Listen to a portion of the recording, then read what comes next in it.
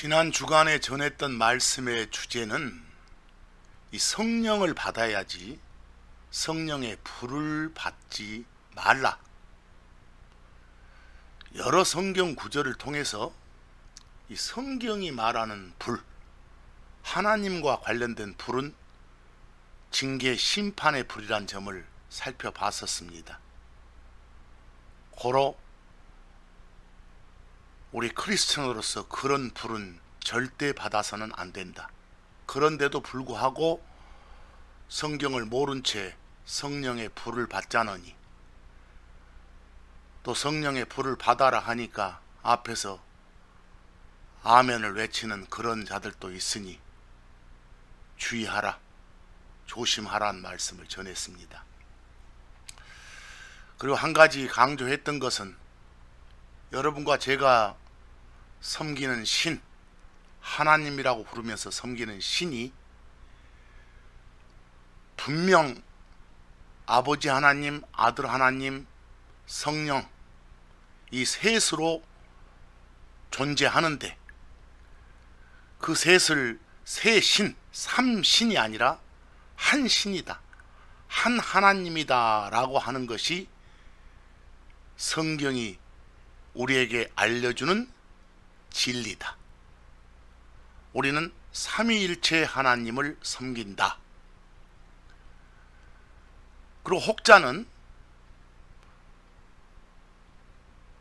한 존재만 있다가 때로는 다른 존재로, 때로는 또 다른 존재로 이렇게 나타난다. 독립적으로 셋이 존재한 게 아니라 하나만 존재하면서 상황에 따라 다른 형태를 취하고 나타난다. 이런 것도 전혀 성경과는 무관한 그런 가르침입니다. 말씀드렸다시피 그 인쇄물 제일 위에 박스처리해 놓은 복습락 안에 보면은 지난 시간 살펴봤던 영어 단어 있었죠? Triunity, 셋인데 하나다.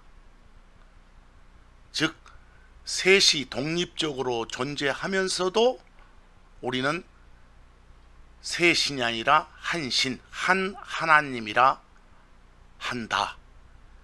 이게 인간적인 머리로 이해는 안 되지만 하나님이 성경을 통해서 이렇다라고 알려준 진리, 이걸 미스터리라겠죠? 우리는 그렇구나라고 받아들이는 것이 우리 크리스천의 태도고 자세입니다. 그 셋 각각이 구별을 위해서 붙여진 호칭이, 하나는 Father 하나님, 또 하나는 Son 아들 하나님, 또 하나는 Spirit 영 하나님 그랬지 않습니까? 여러분 참고적으로 마태복음 3장 16, 17절 지난 시간에 인쇄물에는 없었습니다만은 오늘 이 시간 복습란에 존재한 그 구절 좀 살펴보기 바랍니다. 그 마태복음 3장 16, 17절의 상황은 예수님께서 요르단강에서 이 침례를 받으시는 그런 장면입니다. 근데 그 구절 속에 예수가 나옵니다. 예수는 아들이라 불리신 하나님, 선 하나님입니다. 근데 예수님께서 침례를 받으시고 곧바로 물속에서 올라오실 때 하늘이 열리면서 그 열린 하늘을 통해서 하나님이, 영이라 불리는 하나님, 거기에는 하나님의 영, 그래서 마치 하나님에 속한 어떤 영이 아니라고 그랬죠? 영이신 하나님, 스피릿 하나님, 소위 말하는 성령, 성령께서 내려오시는 장면이 보입니다. 근데 거기에 비둘기가 나왔지만 그 현장에 비둘기는 없었죠? 비둘기처럼 비둘기가 내려오듯이 내려오셨다라는 걸 묘사한 거죠. 그리고 동시에 17절 보니까 하늘에서 한 음성이 들려요. 근데 그 음성 가진 존재가 이르시되 했으니까 말을 해요. 하늘에서 말하는 존재가 또 있어요. 지금 물에서 올라오는 존재, 또 하늘에서 내려오고 있는 존재, 또 하늘에서 뭔가 말을 하는 그런 존재. 셋이죠. 분명히 독립적으로 셋이 존재합니다. 각기 다른 공간에 동시에. 그런데 이 셋을 하나라고 하는 거, 이 세 분을 한 하나님이라고 하는 게 바로 우리가 섬기는 하나님입니다. 그걸 가리켜 흔히들 말하기로 삼위일체라 합니다. 아시겠습니까? 이게 조심하셔야 됩니다. 셋이 있다고 해서 신이 셋이다 하면 안 되고, 또 하늘에 있던 파더 하나님이 어떤 상황이 생겼을 때는 땅에 내려와서 아들 하나님이라 불리고, 또 어떤 상황이 생길 때는 다른 일 처리하면서 영 하나님이라 불린다. 하나가 세 역할을 한다. 이런 것도 전혀 성경과는 무관한 가르침이니까 받아들여서는 안 됩니다. 그런 등등을 소위 양태론이라 합니다. 뭐 그런 용어는 아실 필요 없고요. 근데 한 가지 말씀 진행하기 전에 그 용어에서 좀 정리해야 될 것이 인격체란 말입니다. 사실은 지적이고 감정적이고 의지적인 요소를 다 가지고 있는 존재, 그런 존재는 사실상 사람일 수도 있고 사람 아닌 신일 수도 있습니다. 그런데 그런 성격의 존재를 나타내는 적절한 단어가 없는 관계로 부득이 사람 인자가 들어가는 표현을 합니다. 인격체라고요. 그래서 이 신의 속성을 말할 때도 이 사람 인자가 들어가지만 뭐 적절한 표현의 단어가 없어서 인격체란 단어를 쓸 수밖에 없다는 점은 감안하시고 들어주셔야 됩니다. 그리고 여러분, 우리가 섬기는 그 세 분 한 하나님, 그 하나님은 예를 들어서 여러분 생각해 보세요. 상대 단어가 없으면 아예 존재 가치가 없는 그런 단어들이 많다고 했죠. 특히 이 부부남아라는 단어 중에 아내와 남편, 남편이란 존재가 없다면 아내란 단어는 의미가 없어요. 아내란 존재가 없다면 남편이란 단어는 존재 의미가 없잖아요. 근데 동양적인 사고관으로 생각하지 않고 우리 서양적인 사고관으로 보면 아내와 남편은 동등하고 수평적인 관계 아닙니까? 동양 유교적인 관점으로 생각하지 마시고. 근데 수평적인 관계, 동등한 관계에 있는 요 아내 남편 둘이 사전에 미리 어떤 역할 분담을 하기로 회의를, 약속을 했다 합시다. 남편이 집안일 처리하고 아내는 바깥일 처리하기로. 그리고 더 나아가서 혹시 뭐 반상회 참석할 때는 아내가 하기로. 또 아이들 학부모 회의 같은 거 갈 때는 남편이 하기로.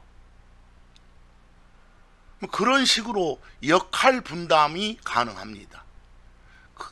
그러듯이 우리가 섬기는 세 분 한 하나님도 아마도 저 영혼에서 세 분이 회의를 하셨다고 생각을 하세요. 그 회의 결과 모든 계획을, 미래적인 계획을 다 세워 놓으시면서 파더 하나님, 아버지 하나님은 하늘 본부를 지키면서 당신들이 계획 세운 걸 분류하고 지시 내려주는 그런 역할을 맡고, 또 선 하나님, 아들 하나님은 실제 땅에 내려가서 그 계획 세웠던 걸 실행하는 역할을 맡고, 또 스피릿 영 하나님, 성령께서는 그걸 관리하고 유지 보수하는 역할을 맡고, 이랬다고 생각하시면 오히려 편합니다.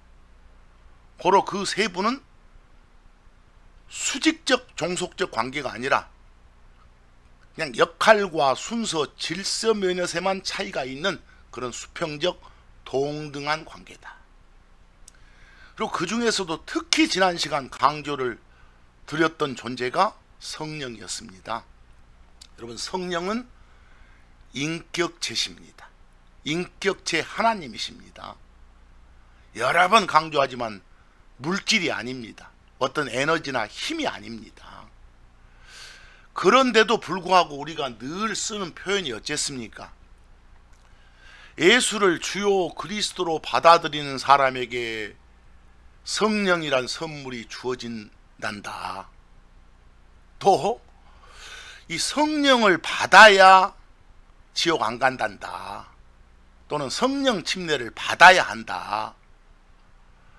또는 신앙 고백하면서 나에게 무엇이에 성령이 부어졌다. 또는 성령으로 충만해라. 이처럼 선물이니 받아야 한다느니 부어졌다느니 충만하느니 이런 표현들을 오해해서 성령이라 불리는 하나님을 어떤 물질로, 어떤 에너지, 어떤 힘, 어떤 능력, 어떤 기운으로 착각하면 안 된다는 말씀을 수차 드렸습니다. 그 인쇄물 복습란에도 보면 사도행전 19장 2절에서 저 에베소 지역에서 바울이 어떤 사람들을 향해 하는 말이에요. 질문하잖아요. 너희들 성령 받은 적이 있냐? 여기 성령 받은 적이 있냐 하니까 받았다란 표현으로 봐서 마치 어떤 물질로, 물건으로 느껴질 수 있잖아요. 그런데 그 사람들 대답이 뭡니까? 우리는 성령이 있다는 말 들어본 적도 없다. 근데 여러 차례 설명했지만 성령을 받았다는 것은 우리가 흔히 하는 말로 구원받았단 말이다 라고 전했지 않습니까? 예수를 주요 그리스도로 고백한 사람입니다, 이 말입니다. 근데 그게 있다는 걸 들어본 적 없다, 그런 하나님이 계신다는 걸 들은 적도 없다 했으면 이 사람들은 구원받지 못한 거죠. 다시 구원에 관한 그런 말씀, 복음을 전해 듣고 마음으로 받아들여야 이 사람들은 지옥 안 가게 됩니다. 그 다음 지난 시간에 우리가 했던 말씀 중에 에베소서 5장 18절에 성령으로 충만하라, 이것도 성령이신 하나님을 마치 어떤 물질처럼 오해하기 쉬운 구절이라겠죠. 근데 성령으로 충만하란 말은 뭐였습니까? 성령을 주인으로 모시고 살아라. 성령께 순종하며 살아라. 성령의 인도함을 받으면서 살라. 이런 말이란 걸 설명드렸지 않습니까?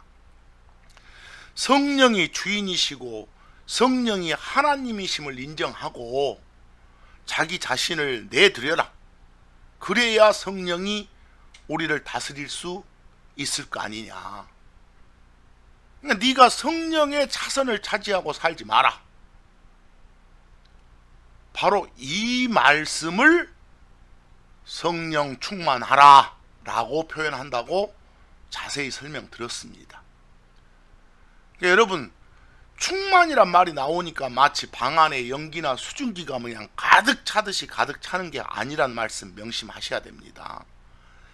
내 안에 계신 하나님께서 얼마나 자유롭게 정권을 가지고 나를 다스리고 나를 가지고 일할 수 있는가에 관한 그런 문제입니다. 또 우리가 불순종하게 되면, 즉 나를 다스리고자 하는 그런 성령 하나님의 열정에 물을 끼얹게 되면 성령께서는 우리를 통해 그 어떤 일도 하실 수 없어요. 그래서 이미 우리는 지난 시간 데살로니가전서 5장 19절 말씀이 뭐였습니까? 성령을 억누르지 마라. 또 다른 역보로서는 성령을 소멸시키지 마라. 이럴 때 불하고는 관계없다겠지 않습니까? 즉 성령의 열정에 찬물을 끼얹지 마라. 성령한테 양보해 드리고 성령이 나를 다스릴 수 있도록 상황을 만들어 드려라, 이런 말씀이셨죠. 보세요. 근데 성령 받은 사람, 성령이란 선물을 받은 사람, 구원 받은 사람, 신자, 크리스천이 여전히 자기 자신이 주인 노릇을 하면 그 사람은 우리들 안에 계신 성령의 의지를 싹 무시하고 눌러버리는 거니까, 그런 의미에서 성령을 억누르지 마라 라고 표현하신 겁니다. 아시겠죠? 그리고 또 한 가지 전했던 복습사항이 뭡니까? 거기 여러분들 인쇄물 보면 제가 모닥불 하나를 그림으로 붙여놨습니다. 그 1번 그림은 모닥불이 위로 솟는 그런 장면이지 않습니까? 그 불에서 각 솟는 요 불길, 이걸 불의 텅, 혀라고 했습니다. 근데 2번은 제가 뒤로 거꾸로 엎어놨죠. 1번에 불의 혀들이 위로 올라가고 있고, 2번은 엎어싸니까 불의 혀들이 아래로 이렇게 내려오고 있습니다. 아래로요. 그러죠? 근데 우리는 사도행전 2장 1절에서 3절 말씀을 지난 시간 보면서 뭘 하겠습니까? 오순절날 바람이 불었다는 이야기 없다. 바람 불 때 나는 소리와 같은 그런 어떤 소리가 들렸다고 했지. 또 3절에서 뭘 하겠습니까? 거기 있는 제자들에게 불이 임했단 말 없다. 마치 요 불의 혀 같은 것이 위에서 아래를 향해 각 사람에게 내려와 앉았다고 했지. 근데 이런 구절들을 오해해서 뭘 받아라? 성령의 불을 받아라 라고 말한 그런 성경도 모르는 무식한 미친 자들이 있다라는 말씀도 드렸습니다. 그래서 말씀드렸죠. 성령 달라 불달라 하지 말고 이미 성령 받았으면 성령 억누르지 말고 성령 충만하게 살자라고 말씀드렸습니다. 여러분, 하나 점검해 봅니다. 성령은 언제 받아요? 성령이란 선물 언제 받는 거예요? 예수님을 주요 그리스도로 받아들일 때 선물로 주어지는 것이 성령, 영 하나님이에요. 예수 그리스도를 믿고 고백할 때 주시는 하나님의 선물이다니까요. 그래서 사도행전 11장 7절 말씀 보세요. 하나님께서 주 예수 그리스도를 믿은 우리에게, 여기 우리는 어떤 우리입니까? 예수를 주라고, 하나님이라고, 또 구원자 임무를 띠고 내려오신 그리스도, 메시아라고 믿어 받아들인 우리입니다. 그럼 바로 이런 사람이 성령을 받는 겁니다. 그 순간. 그때 그 성령을 선물이라고 표현했을 뿐입니다. 성령이라고. 고로 성령을 선물로 이렇게 비유할 때는 구원 받는 순간 성령이 그 사람 안으로 들어와 사시니까 마치 그 사람에게 주어지는 것과 같아. 선물과 같다. 근데 절대로 놓치지 말 건, 이 시간 강조하고 싶은 것은 성령은 물질이 아니다. 성령은 인격체 하나님이시다. 이걸 이 시간 강조하고 싶습니다. 여러분, 사도행전 거기 16장 6절 말씀을 한번 보실랍니까? 사도행전 16장 6절의 상황은 저 아시아에서, 성경에 나온 아시아는 지금의 터키 지역을 말합니다. 지금 여러분이 사시는 요 대한민국 쪽 말고요. 그 소아시아 지역에서 성령께서 바울 일행한테 말씀을 전하지 못하게 하는 그런 명령을 내려요. 선포하지 못하게 해요. 사실 유럽 쪽으로 보내려고. 그래서 그 말씀 16장 6절 보니까 그들이, 바울 일행이 부르기아와 갈라디아 지방을 두루 다닌 뒤에 성령께서 아시아에서, 터키 지역에서 말씀을 선포하지 못하게 하시더라 라고 말씀 선포하는 걸 forbidden 금지하셨단 말이 나오지 않습니까? 그게 금지하셨다 이렇게요. 그런데 이 바울 일행이 아시아에서 말씀 선포 안 하는 게 옳겠다, 이 결정을 누가 내렸어요?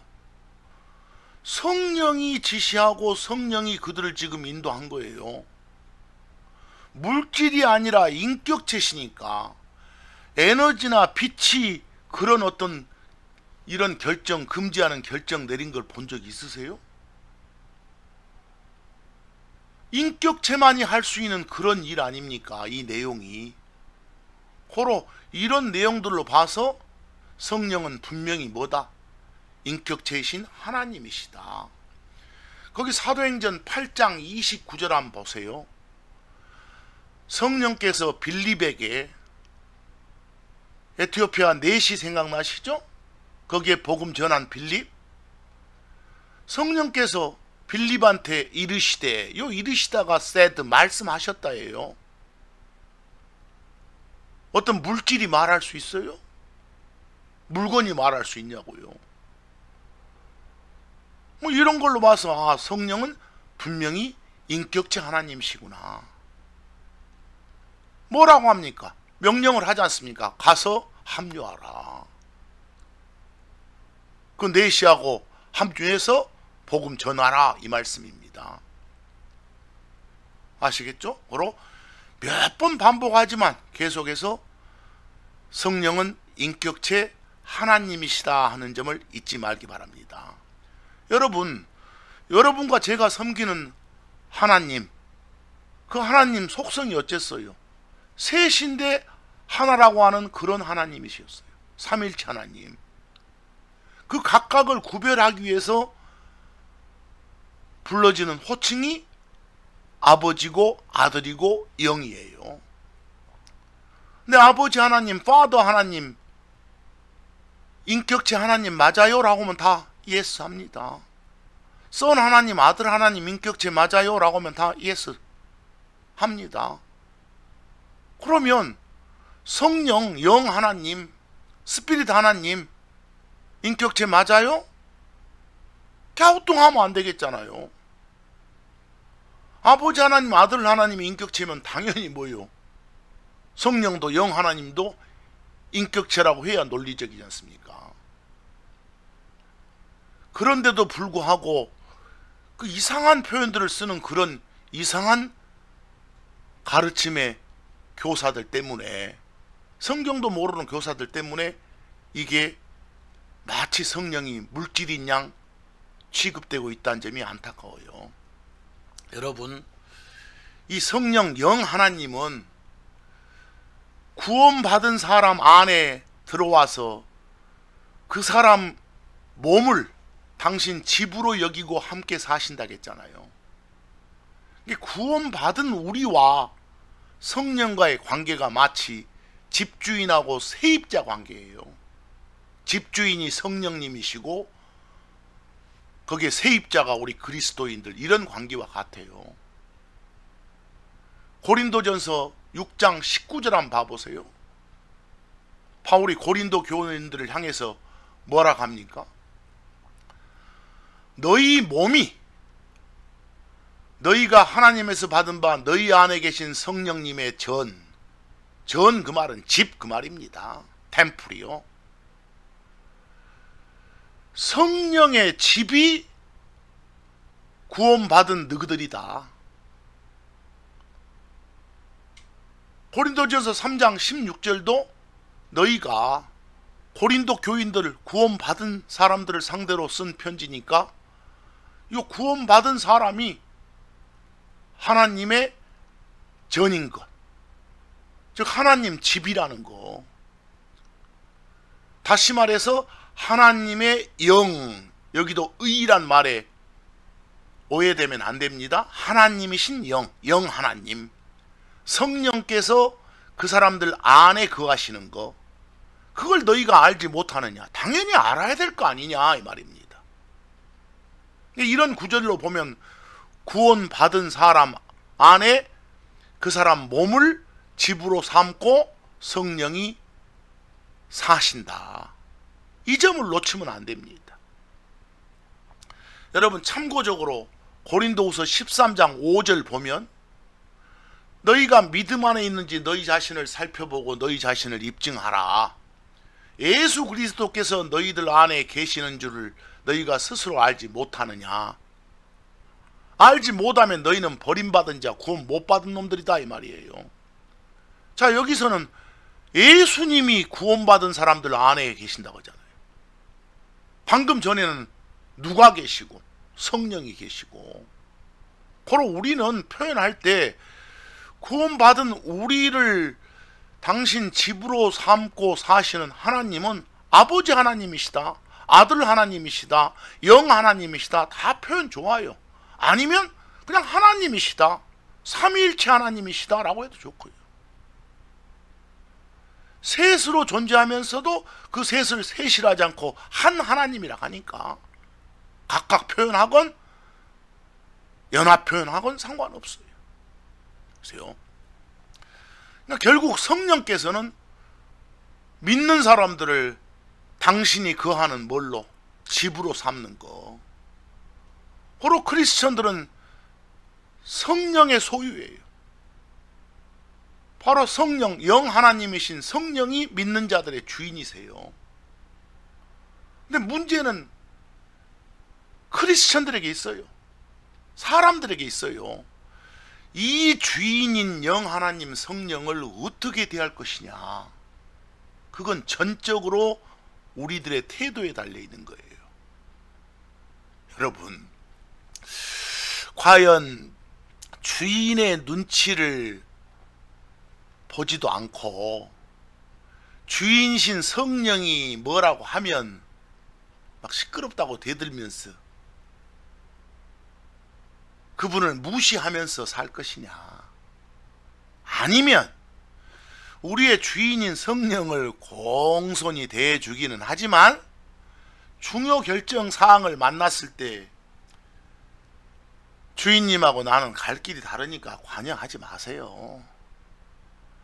집값 집세 안 내고 살게 해주신 것은 감사합니다만 그렇다고 내 사생활, 내 인생살이까지 관여하시는 건 못 참겠네요. 이런 식으로 우기면서 우리가 살 것인가, 아니면 이 주인인 성령께 내 안방 내드리고 모든 일에서 주인님 당신의 집인 우리는 당신 소유니까 당신 뜻대로 하세요. 우리는 주인님한테 돈도 안 내고 주인님 당신 집에 있을 권리도 없는 놈들인데 당신 은혜로 이렇게 살고 있으니까 무엇이든 성령님 원하는 대로 하십시오. 이렇게 말하면서 살 건지, 여러분 어떤 태도로 살 것인지는 전적으로 우리 태도에 달려 있어요. 여러분은 어떤 부류에 해당되십니까? 우리 안에 계시는 성령을 주인으로 인정하고 모든 정권을 내드리고 순종하는 태도로 살고 계십니까? 그렇다면 여러분은 성경이 말하는 그런 성령 충만한 삶을 살고 있는 거예요. 그렇다면 여러분, 성령은 우리가 이런 삶을 살도록 지켜주고 도와주고 계세요. 만약 성령께 내어드리는 삶, 성령 충만한 삶을 살지 않고 세입자인 우리들이 마치 주인인 양 행세하면서 살면 우리 안에 계시는 성령께서는 슬퍼하시고 속상해 하실 게 분명합니다. 그래서 여러분, 바울을 통해 주신 명령의 말씀을 보면 그러실 거란 걸 우리는 알 수 있어요. 거기 인쇄물에 에베소서 4장 30절 보세요. 에베소서 4장 30절. 하나님의 거룩한 영을 그랬어요. 여기도 이미 우리가 지난 시간 배웠지만 거기 인쇄물 바로 위에 프랙티스 연습 한번 해볼까요?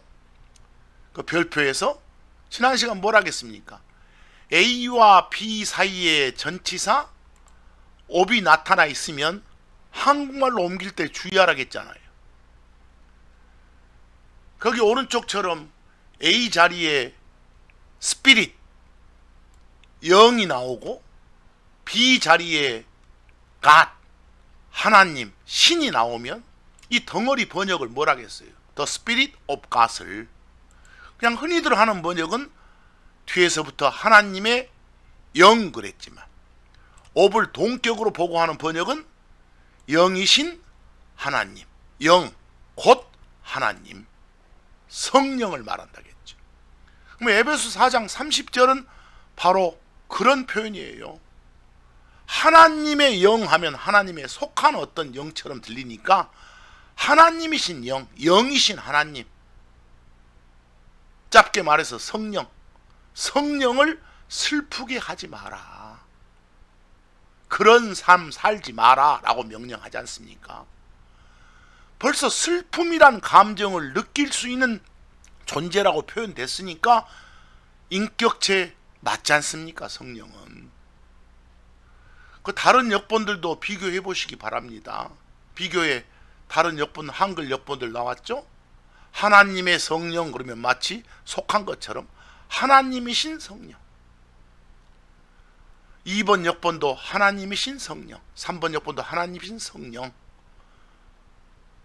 이분 속상하게 하지 말고 살아라. 이건 곤장이 아니라 명령이에요. 명령. 이런 명령은 따라야 되겠죠. 그리고 여러분, 성령은 감정을 가진 존재란 게 분명하지 않습니까? 슬픔을, 속상함을 느낄 수 있는 존재니까. 고로 몇 번 반복하지만 성령은 물질이 아니라 뭐라고요? 인격체시라는 거. 그런데도 불구하고 그 땡땡땡 뭐 증인과 같은 그런 이단들, 성령을 인격체신 하나님으로 보지 않고 어떤 에너지나 힘이나 기운과 같은 물질에 불과하다고 이렇게 가르치고들 있어요. 뭐 그런 사람들만 그렇게 한 줄 아십니까? 이 나라 상당수의 자칭 기독인들을 가르치는 교사들이 그렇게들 하고 있어요.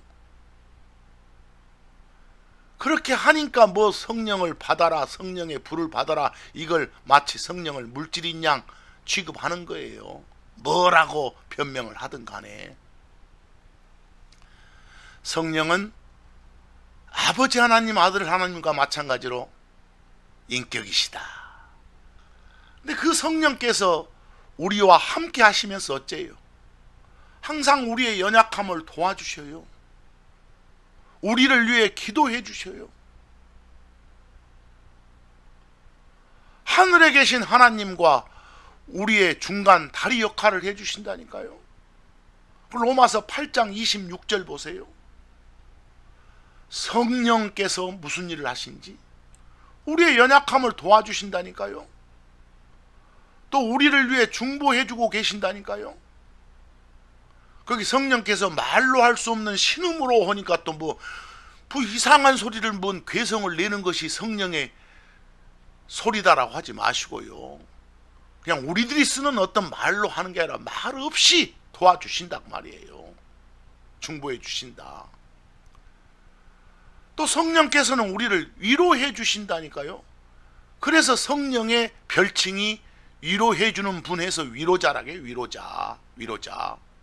영어로 comfort라고 해요. 위로자라고, 성령을요. 그 위로자이면서 위로도 해주시고 모든 걸 가르쳐 주셔요. 모든 걸 가르쳐 주신다고.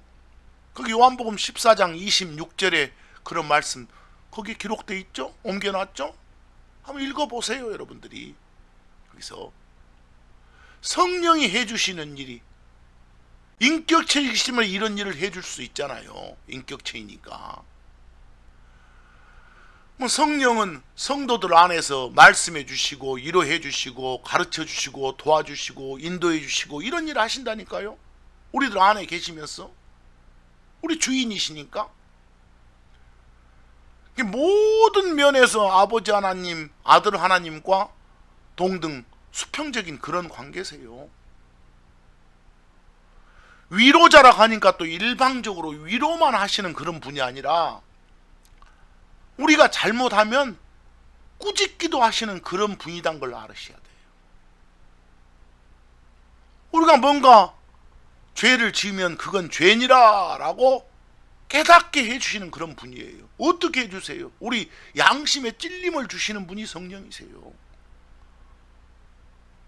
또는 성령이 기록하신 성경의 기록들을 통해서 그런 걸 깨닫게 해주시는 거예요. 요한복음 16장 7절에서 8절 말씀 보세요. 예수님이 이 땅 떠나시면서 떠나기 전에 제자들에게 주신 말씀이에요. 그 둘째 줄에 내가 떠나지 않으면 위로자께서 성령께서 오시지 않는다. 내가 떠나고 난 뒤에 내가 그분 그 성령을 보내주겠다. 뭐 성령이 와서 할 일은 뭐냐? 죄에 대해서, 의에 대해서, 심판에 대해서 세상을 꾸짖는 그런 일도 하신다. 위로만 해주시는, 오야오야만 해주신 분은 아니다. 이렇다는 걸 아셔야 됩니다. 이렇다는 걸. 근데 요한복음 16장 13에서 14절 뭡니까? 그러나 그분 곧 진리의 영 하나님 성령께서는 너희를 모든 진리 가운데로 인도도 하시지만 성령이 하시는 말씀은 스스로에 대해서 말씀하지 않으신다. 그분이 하는 말씀은 무슨 말씀이 나를, 이때 나는 선 하나님 예수입니다. 나를 영원롭게 하시는 거다. 또 그분께서는 내게서 받아가지고 그분에서 나오는 모든 것은 내게서 나간 거다. 그걸 너희한테 보여주시는 분이 성령이시다 말입니다. 결국은 성령만 외치면 안 되겠잖아요. 뭐 이 시대는 성령의 시대니 이런 말 하지 마시고 항상 삼위일체 하나님, 세 분 한 하나님이 동등 수평관계로서 우리에게 함께 작용하시는 그런 걸 꼭 좀 느끼고 있어야 됩니다. 여러분들과 저는요. 요 요한복음 16, 13, 14절 보니까 성령께서는 당신을 드러내지 않으시잖아요. 오히려 아들 하나님의 영광을 위해서 일하시잖아요. 차관 오늘 반복합니다. 몇 번이건 성령은 인격체 하나님이시라고. 또 성령은 인격체 하나님이니까 우리를 인격적으로 대해 주신다고. 여러 말씀들 금방까지 보니까 찔림도 주시고 깨우침도 주시고 좋은 말씀도 주시고 뭔가 또 한 번 다시 한번 생각하기도 해주시고 꾸중도 하시고 책망도 하시고 징계도 하시고 이런 일을 할 수 있다는 것이 성령이 인격체란 걸 제대로 보여줄 수 있는 그런 사례라고 할 수 있잖아요. 그래서 제가 이렇게 인격 가지신 하나님이란 걸 여러 번 그냥 반복해서 강조하는 이유는 이 성령을 물질로 이런 오해가 너무나 광범위하게 퍼져 있기 때문입니다. 그래서요, 자관 성령이 하나님이시란 사실, 이것에 대해서 내 자신이 소홀했다고 생각되면 이 시간 절실히 깨닫고 회개합시다. 성령님을 하나님으로 대하지 못하고 있었다면 반드시 회개합시다. 나만의 문제가 아니라 우리의 문제고 모든 사람의 문제일 수도 있는 겁니다. 자, 사도행전 5장 3절에서 4절 말씀을 한번 보겠습니다. 사도행전에 보면 5장에 이 아나니아 삽비라 부부가 나오죠. 뭔가 땅 가지고 거짓말 쳤던. 근데 베드로가 그 아나니아에게 꾸짖습니다. 꾸중을 합니다. 거기 뭐라고 합니까? 5장 3, 4절에 베드로가 아나니아한테 어찌하여 사탄이 네 마음에 가득 차서 네가 성령님께 거짓말을 하고 이랬습니다. 성령께 거짓말을 왜 쳤냐 이 말입니다. 그런데 쭉 4절 뒤쪽으로 가보니까 네가 사람들에게 거짓말하지 않고 누구에게? 하나님께 하였도다. 여기 아나니아는 누구한테 거짓말 친 겁니까? 하나님한테. 어떤 하나님한테요? 여기서 보니까 아들 하나님이 아니라 아버지 하나님이 아니라 영 하나님한테, 성령께 그랬습니다. 뭐 이 구절로 보면 뭡니까? 성령은 하나님이 분명하구나.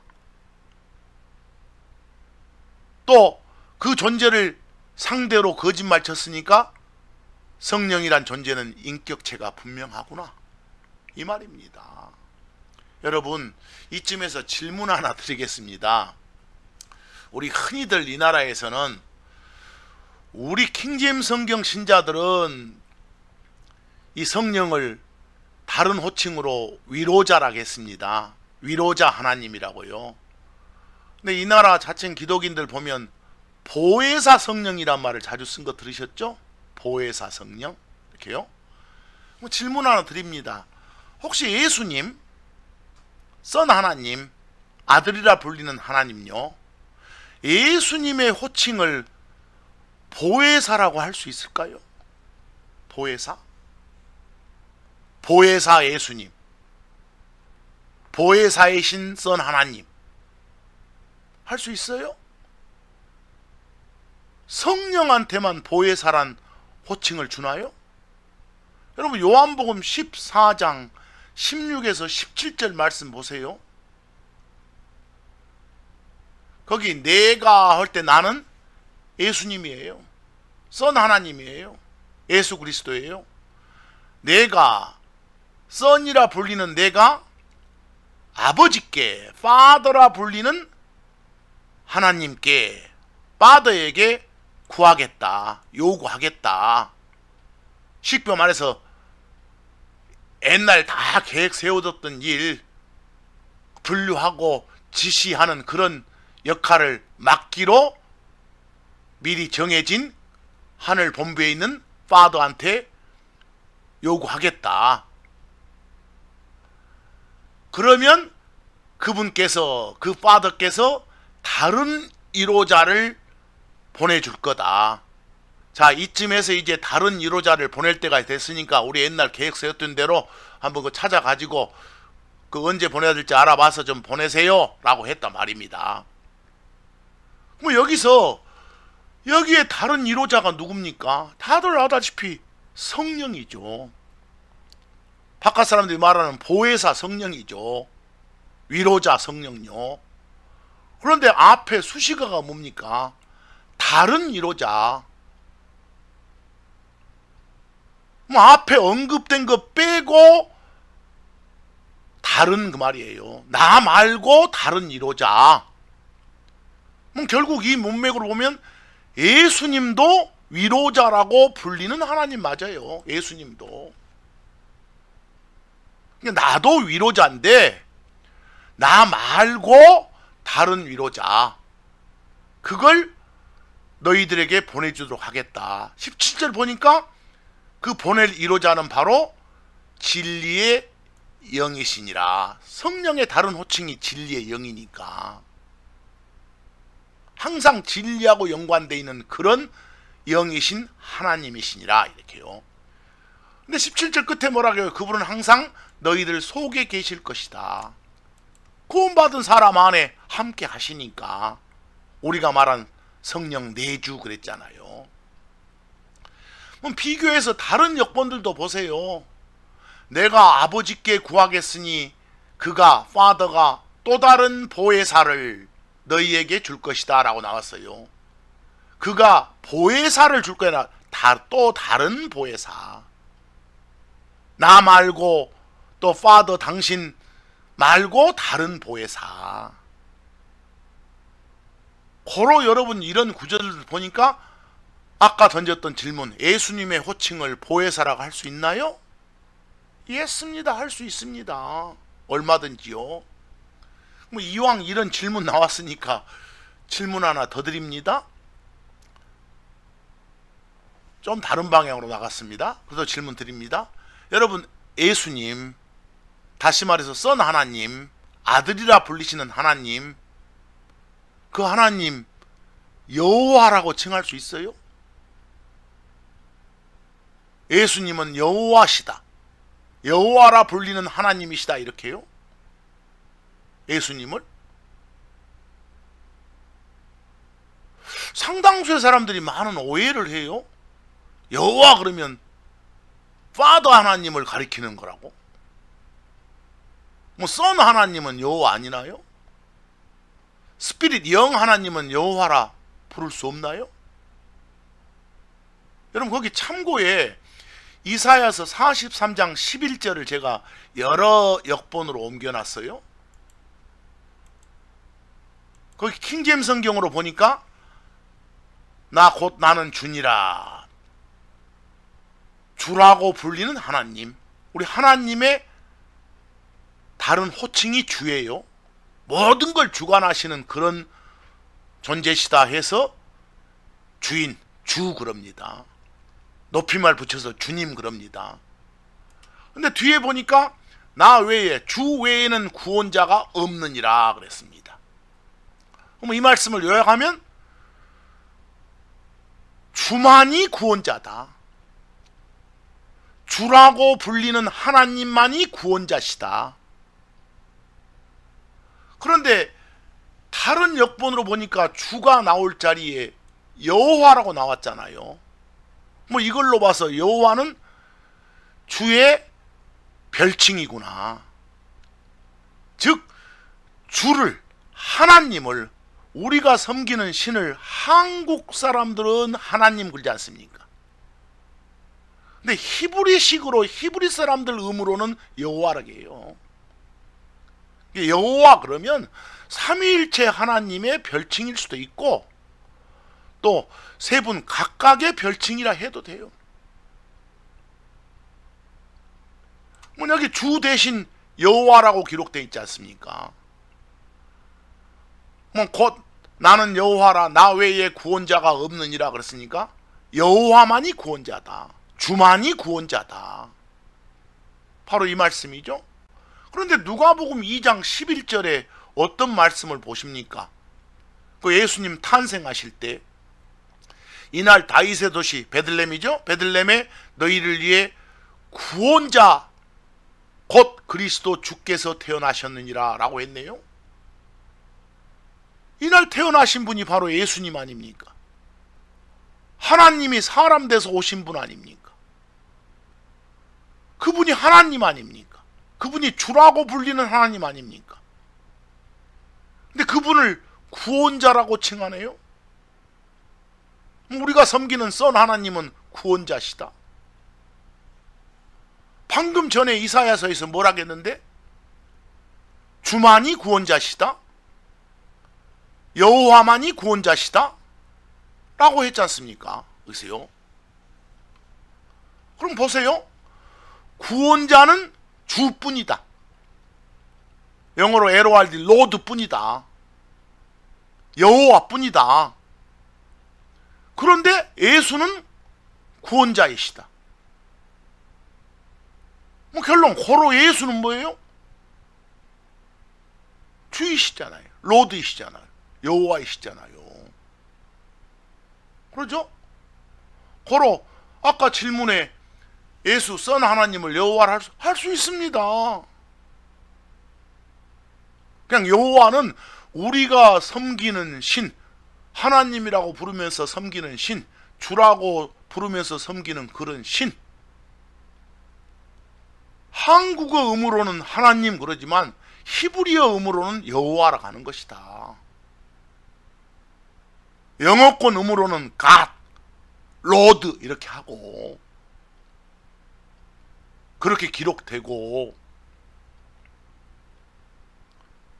저 중국 한자권에서는 하늘천자 주인주자 써서 천주라고 기록하거나 윗상자 임금제자 서 상제라고 기록들 한다.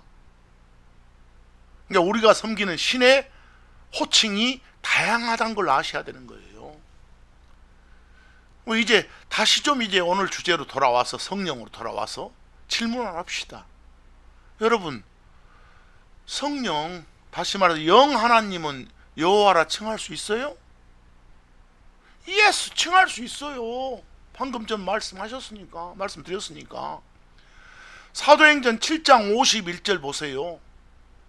이 스데반이란 사람이 이스라엘의 모든 역사를 통틀어서 지금 유대인들을 향해서 이 연설 설교하고 있는 장면이에요.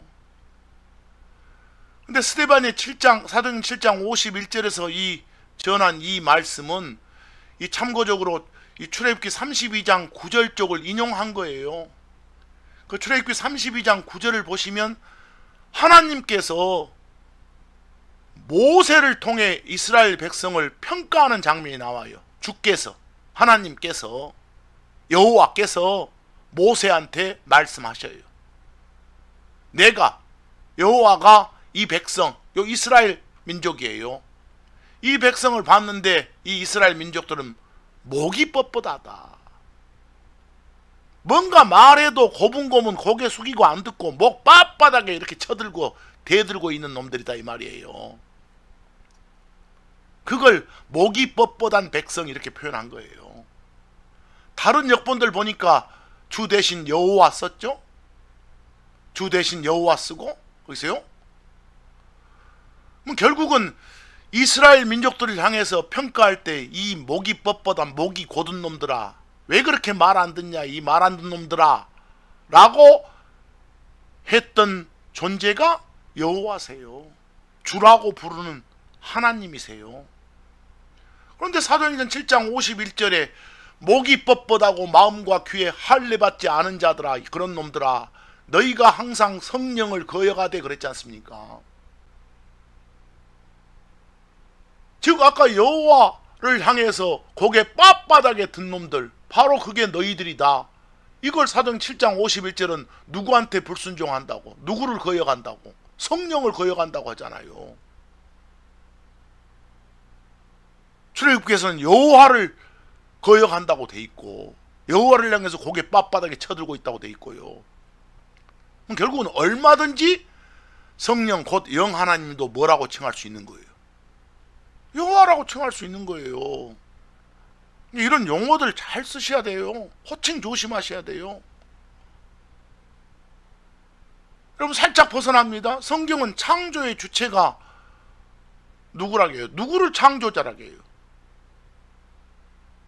우리가 섬기는 세 분 한 하나님이 창조자세요. 삼위일체 하나님이 창조자시다. 또는 파더 하나님이 창조자시다. 선 하나님이 창조자시다.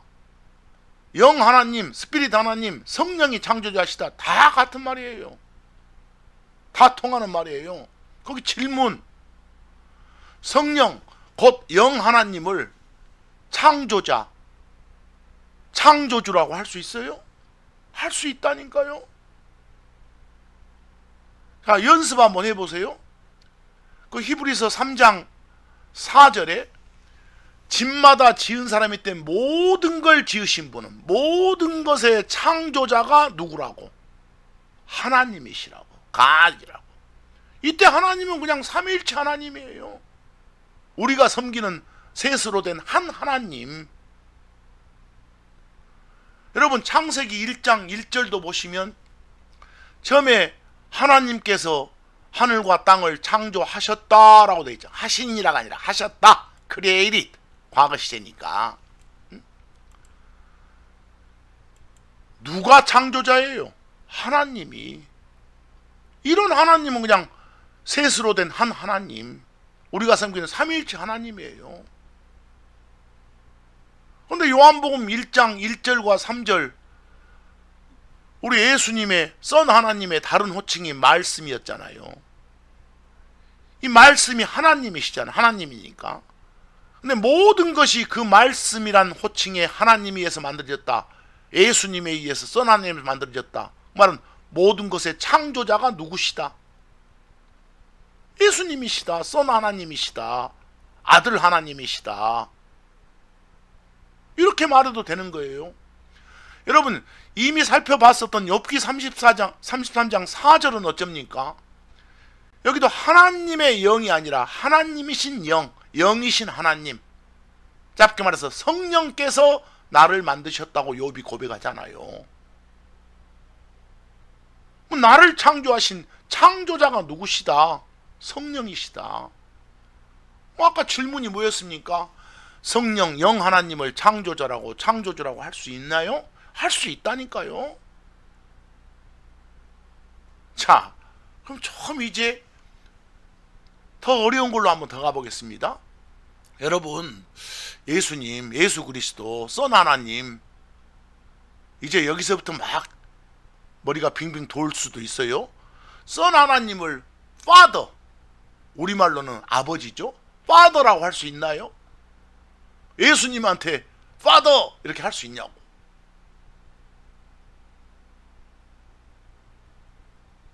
어째요? 지금 무슨 말인지 모르겠어요? 여러분, 이 하나님하고 관련 지어서 Father, 한국말로 바꾸면 더 헷갈리니까 아버지, 이럴 때 주의할 점이 많아요. 제가 한번 몇 가지 표현을 지금 한번 말할 테니까 한번 들어보세요. 가만히 생각해 보세요. 어떤 아버지인지. 노아는 야벳의 아버지다. 우리가 생각하는 그런 아버지예요.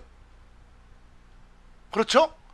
아브라함은 이스마엘의 아버지다. 우리가 생각하는 그런 아버지, 그런 파더예요. 이게 좀 내가 표현 달리 해볼까요? 어린이는 어른의 아버지다. 들어보셨어요?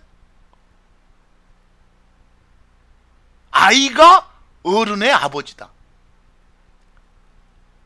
아이 보고 배울 수도 있는 거다 그 말입니다.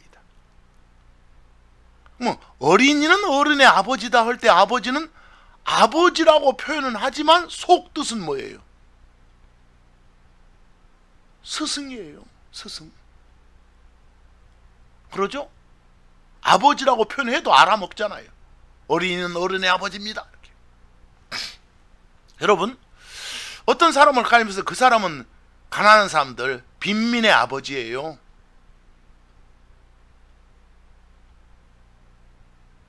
우리가 평소 생각하는 그런 아버지인가요? 스승 개념의 아버지인가요? 어떤 지켜주고 막 도와주고 하는 그런 사람 후견인 그러죠?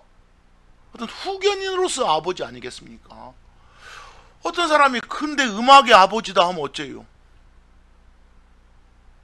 우리가 평소 생각하는 그런 아버지가 아니라 근대 음악을 처음으로 완성시킨 그런 사람으로서 아버지 아닙니까? 그럼 미국 대통령 중에 뭐 4대인가? 그 제임스 메디슨이라는 사람이 있어요. 뭐 그 사람은 미국 헌법의 아버지다 그래요. 그때 아버지는 뭔가 헌법을 제정한 그런 사람이다 이 말이겠죠. 여러분, 아브라함은 믿음의 아버지입니다. 그때 아버지는 조상의 뜻이에요. 예수 그리스도는 믿음의 아버지입니다. 이러면 믿음을 창시하신 분, 믿음을 만들어내신 분, 믿음의 저자이시다 이 말이에요. 사탄은 거짓말의 아버지다. 거짓말이 사탄에서부터 시작됐다. 거짓말의 원조가 사탄이다 이 말이에요. 창시자가. 다 아버지라 해도 속뜻이 다 달라지잖아요. 속뜻이. 하나님하고 관련지어서 이 아버지 파더란 말 왜 조심해야 되면 이사야서 64장 8절 보세요. 그러나 오 주여 하나님 여호와 당신은 우리의 파더이십니다. 이 파더 한국말로 옮기면 아버지십니다 그 말이에요. 그런데 그 뒤에 뭐라겠어요? 우리는 진흙입니다. 그리고 당신은 토기장이십니다. 진흙 가지고 뭔가 당신 마음대로 만들어내는 그런 분이십니다 그 말입니다. 결국은 우리를 만드신 분입니다. 우리를 창조하신 그런 존재가 당신이요 이 말입니다. 결국은 이런 문맥에서 주 당신께서는 우리의 파더이십니다. 아버지이십니다. 이 말은 우리가 말하는 부자지간의 그런 파더가 아니라 우리를 창조하신 창조자이십니다. 이 말이겠잖아요. 다른 역본으로 봐도 이 여호와라고 되어 있잖아요. 여호와는 우리의 아버지시니다. 우리가 요 뒤에 왜 아버지 파더냐? 우리가 진흙이고 여호와가 토기장이에 해당되는 거니까. 그분이 다 만드신 거니까. 뭐 여기에 Father는 창조자로서의 Father를 말하는 거지. 우리가 셋으로 존재하는 한 하나님, 그 셋 각각을 구별할 때 쓰는 그런 Father 아버지는 아니에요. 그러니까 여러분, 하나님하고 관련지어서 Father 아버지라 말할 때는 그 셋 각각을 구별할 때 쓰는 그런 Father 아버지냐, 아니면 그냥 창조자로서의 Father 아버지냐, 이거 헷갈리면 안 돼요. 헷갈리면. 그래서요, 여러분, 예수님 오시기 몇백 년 전에 이사야 대언자를 통해서 그 미리 주신 말씀 예언이 있어요. 이사야서에 보면 그 이사야서 9장 6절 한번 보실래요? 거기 기록해 놨죠 제가. 9장 6절 쭉 읽어보시면 한 아이가 태어난다고 그래요. 근데 여자아이가 아니라 사내아이가 태어난다고 그래요. 한 아들이니까. 그래서요, 그런데 그는 보통 인간이 아니라고 그래요. 모든 것의 시작이고, 영어로 beginning이고, 모든 것의 창시자고, 모든 것의 창조자고, 그런 하나님이라고 해요. 거기 보세요. 한 아이가 우리한테 태어난다고, 한 아들이 우리한테 주어진다고. 근데 그 아이의 어깨에는 모든 정권이 놓이고, 이름이 뭐라고요? 태어난 이 아이의 이름, 남자의 이름이 원더풀이라고, 놀라우신 이, 호칭이에요. 카운슬러, 좋은 자. 그 다음 뭐라 그랬어요? 갓, 하나님. 바로 예수는 하나님이다. 그런데 영존하는 뭐요? Father. 한국말로는 뭐라고요? 아버지. 누가 Father라고요? 예수님이 아버지네. 예수님이. 이럴 때 우리가 섬기는 예수님을 다른 호칭으로 Father, 아버지 할 때는 뭐라고요? 그분이 창조자이시다 이 말씀입니다. 여러분, 창조자이시다. 고로 다시 질문합니다. 예수 그리스도 곧 선 하나님을 Father, 아버지라 할 수 있어요? 할 수 있어요. 할 수 있어요. 그럴 때 Father, 아버지는 창조자란 속뜻을 갖고 있는 거예요. 아시겠죠? 세 분 각각을 구별하기 위해 쓰는 그런 Father, 아버지가 아니고요. 그걸 성경이 입증을 하잖아요. 꼼꼼하게들 공부하시고 읽으셔야 돼요. 꼼꼼하게들. 여러분, 지금까지 여러 구절을 통해서 다른 데도 빗나가기도 했습니다만, 사실 강조하고 싶은 건 성령이 인격체고 하나님이란 걸 쭉 살펴보는 데 중점을 뒀어요. 우리 신자는, 크리스천은 항상 성령 하나님의 지배를 받아야 된다는 거예요.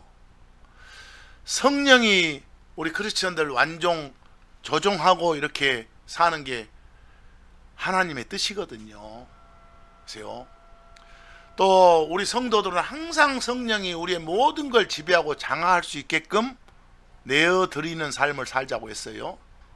우리가 우리 자신 지배하고 조정하는 게 아니라 어째요? 성령이 우리를 좌지우지할 수 있도록 모든 걸 허용해 드리자고 그랬어요. 지배하고 조정해 주신 분은 성령이시니까 우리는 단지 그분이 그렇게 하시도록 우리의 모든 삶을 그분의 통제권 밑에 두는 것뿐이에요. 누구나 다 자신의 모든 걸 성령께 내어드려야 되는, 순종해야 되는 그런 명령사항들 명심하자고요. 이런 명령 따르지 않는 것 죄니까요. 성령께 자신에 대한 지배권을 내드리지 않는 게 불순종 그 자체거든요. 성령께, 영 하나님께, 스피릿 하나님한테 자신을 내어드리는 건 선택상이 아니라 의무상이에요. 모든 크리스천이 성령께 자신에 대한 지배권을 드리는 게 아버지 하나님의 뜻이자 아들 하나님의 뜻이자 성령의 뜻이라니까요. 우리가 섬기는 하나님은 우리 사용하시기를 원하세요. 여러분 사용하고 싶어 하세요. 죄 지으면 죄 고백하고 항상 깨끗한 상태의 그런 신자를 사용하는 걸 원하세요. 항상. 또 성령이 여러분을 저를 온전히 사용할 수 있도록 내어드리고 모든 걸 그분께 양보해 드리는 거, 억누르지 않고 슬프게 하지 않는 거, 그분 뜻대로 하시도록 우리가 허용해 드리는 거,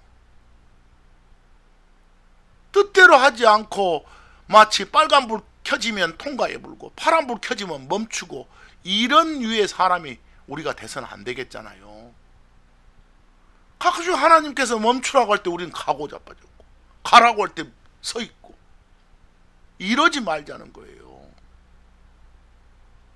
모든 일을 그분께 의지하고 맡기라고 그래요. 성경은 성령 안에서 걸으라고 그래요.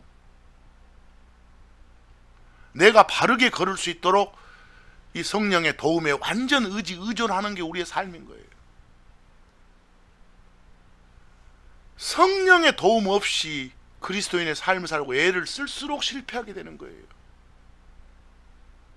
그래서 마지막 몇 구절 보면서 오늘 말씀을 마무리 칠까 합니다. 여러분, 갈라디아서 5장 16절, 바울 사도가 갈라디아 교인들을 향해 주는, 크리스천을 향해 주는 말씀, 우리를 향해 주는 말씀이에요. 성령 안에서 걸어라 그러잖아요. 즉 말씀대로 살아라 그 말이에요. 성경에서 걷는 건 사는 거예요. 다른 표현으로 5장 25절 보니까 성령 안에서 살면, 성령 안에서 걸으면 그게 바로 하나님의 뜻대로 사는, 말씀대로 사는 삶이다 이 말이에요. 성령 안에서 산단 말이 성령 안에서 걷는단 말이니까. 그리고 방금 전 어떤 사람, 우리 안에 거하시는, 내 안에 거하시는 성령님의 어쩌면서 의지하고 의존하면서 살자. 이게 우리의 자세예요. 가장 중요한 것은 에베소 6장 17절이에요. 구원의 투구, 헬멧, 성령의 검, 성령의 검, 칼. 하나님의 칼을 뭐라 했어요? 하나님의 말씀이라고 하잖아요. 우리 기록으로 주신 이 성경요, 이 말씀이 성령의 영 하나님의 무기예요. 이 무기를 우리한테 주신 거예요. 이 무기를 잘 사용하려면 사용법을 알아야겠잖아요. 성경 읽어야죠. 봐야죠. 보지도 않고 다른 이상한 정의에 다른 헛소리들 짓거리면 성령은 슬퍼하세요. 속상해하세요. 그래서 오늘 주신 명령이 뭐였습니까? 성령을 슬프게 하지 말란 그런 명령도 있었지 않습니까? 에베소 4장 30절에요. 성령을 슬프게 하지 마라. 아무쪼록 여러분과 우리가 성령 잘 섬기면서, 결국 셋인 한 하나님 잘 섬기면서 사는 한 주간이 되기를 간절히 바라면서 오늘 말씀은 여기까지 마칩니다.